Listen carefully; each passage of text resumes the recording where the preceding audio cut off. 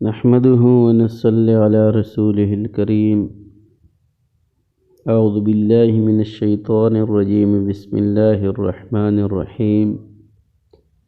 إن الصلاة كانت على المؤمنين كتابا موقوتا.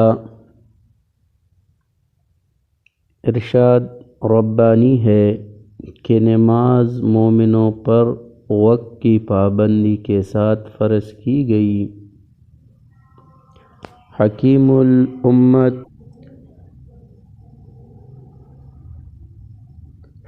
الامت حضرت تانوی رحمہ اللہ فرماتے ہیں کہ تغیر اور تبدیلی حالات سے جس طرح جسمانی تبدیلیاں مشاہدہ میں آ رہی ہے، ایسے ہی ان تغیرات کے ساتھ روحانی تبدیلیاں بھی واقع ہوتی رہتی ہے.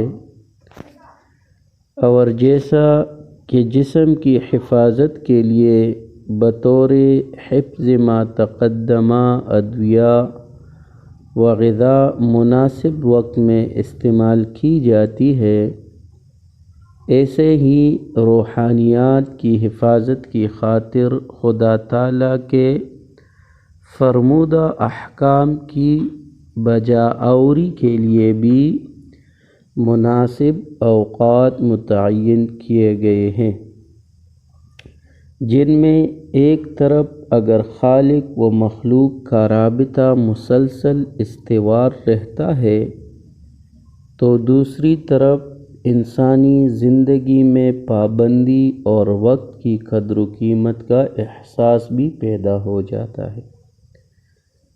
پھر قرآن و حدیث کی روح سے چونکہ مذکورہ 5 اوقات میں کائنات اور جسم انسانی میں تغیرات عظیمہ واقع ہوتے ہیں، اس لیے ان اوقات کو روحانی ترقی اور تجدید تسبیح و تحمید کے لیے خاص کیا گیا.